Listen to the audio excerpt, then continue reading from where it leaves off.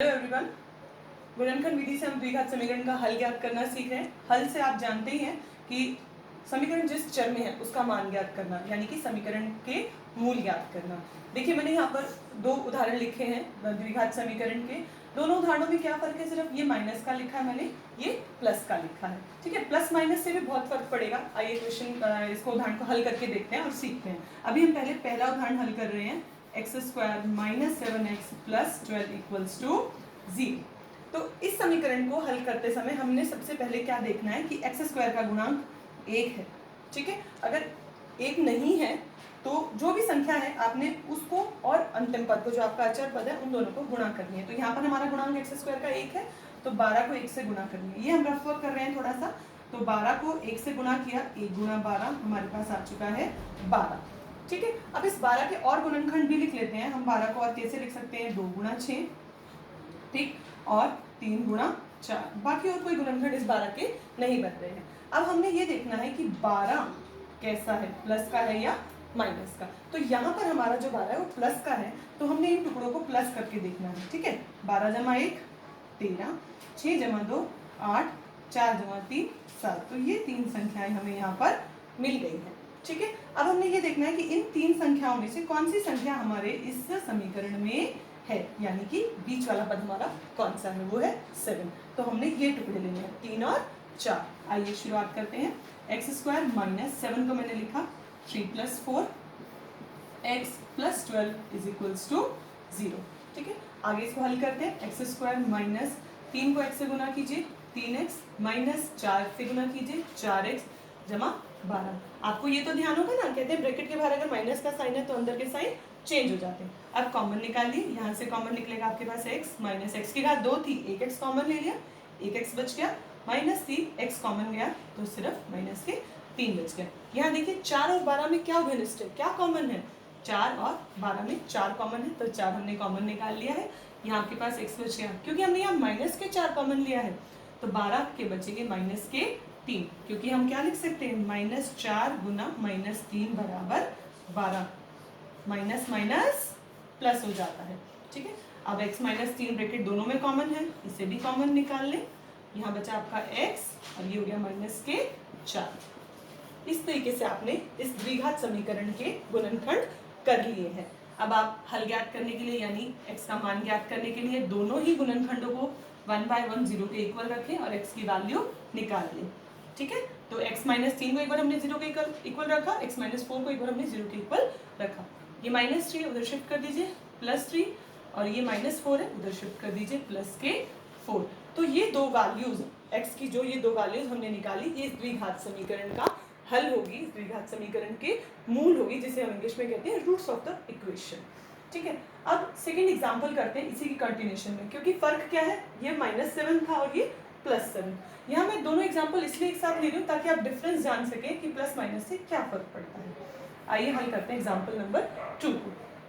तो example number 2 भी हमारा x square plus 7x plus 12 बराबर 0 है। तो गुणनखंड ये देखने की जरूरत तो है नहीं, क्योंकि वही सेम है। तो 7 को वही हम 3 + 4 लिख देंगे, हम 4 + 3 भी लिख सकते हैं। एक्स स्क्वायर प्लस 7 को हमने लिखा 3 + 4,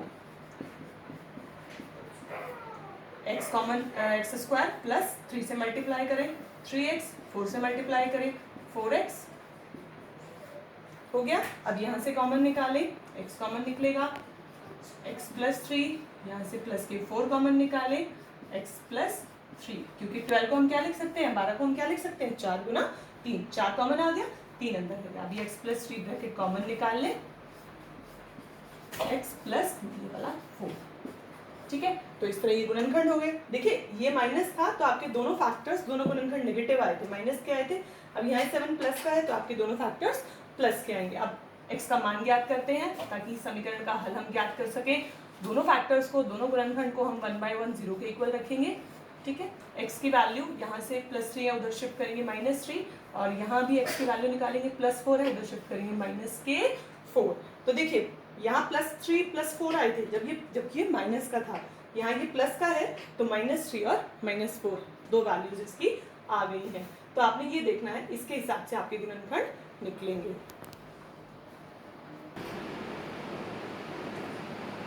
आइए फ्रेंड्स, आगे इसके दो और एग्जाम्पल्स मैंने द्विघात समीकरण के लिखे हैं, दो उदाहरण यहाँ पर लिखे हैं आपके सामने, इनको हल करेंगे। अब ध्यान से देखिए, जो मैंने पिछले दो एग्जाम्पल्स किए थे उसमें हमारा अचर पद नेगेटिव पॉजिटिव था और यहाँ पर क्या है, नेगेटिव है। इस बात का हम ध्यान रखेंगे कि किस तरह अब हमें आगे इसको हल करना है। तो वही पहला स्टेप हम यहाँ पर भी वही लेंगे। चलिए पहले उदाहरण नंबर 3 का हल करते हैं। हमारा पहला उदाहरण है y² - 5y - 14 बराबर 0।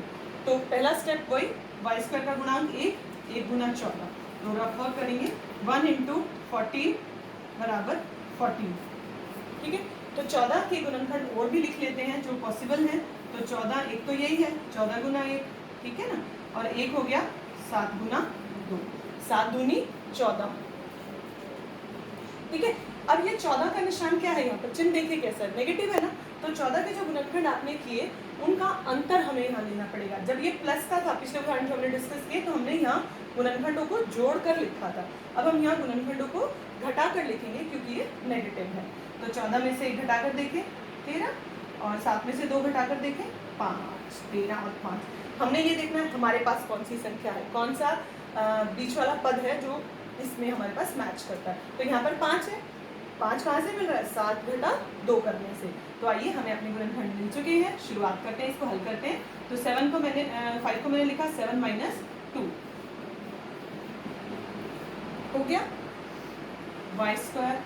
अब ब्रैकेट के बाहर माइनस है, अंदर के साइन चेंज करें, माइनस के 7y माइनस माइनस प्लस हो जाएगा, प्लस के 2y माइनस के 14 बराबर 0।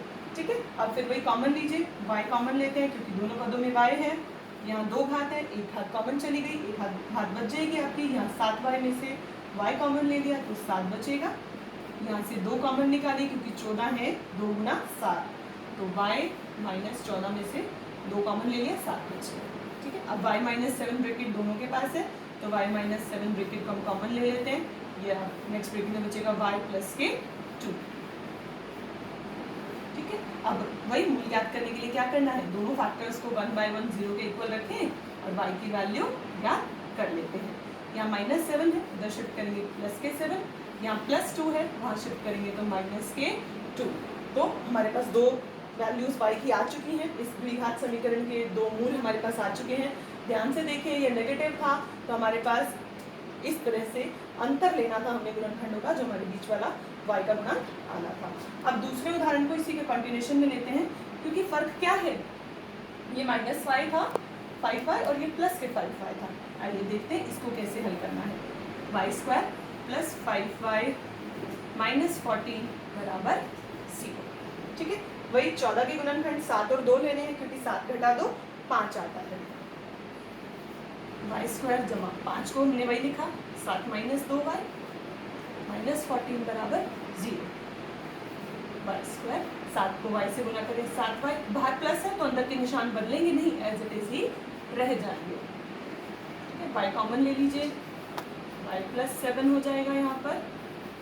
यहाँ से -2 क्योंकि दोनों ही पद नेगेटिव है तो माइनस के 2 कॉमन ले लेंगे, y + 7। 2 कॉमन यहाँ से आया और 14 को लिखा था 2 गुना 7, 2 कॉमन ले लिया, 7 बच गया। माइनस भी कॉमन लिया, इसीलिए अंदर के दोनों पद प्लस के हो गए। अब y + 7 ब्रैकेट कॉमन ले लेते हैं, y - के।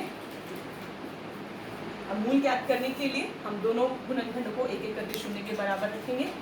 y + 7 बराबर 0, तो y की वैल्यू -7 और यहाँ से y - 2 बराबर 0, तो y की वैल्यू -2 को उधर भेजेंगे तो +2।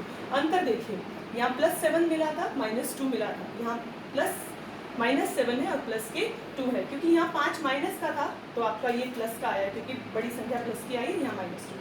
यहाँ देखिए, यहाँ -7 है और +2 है।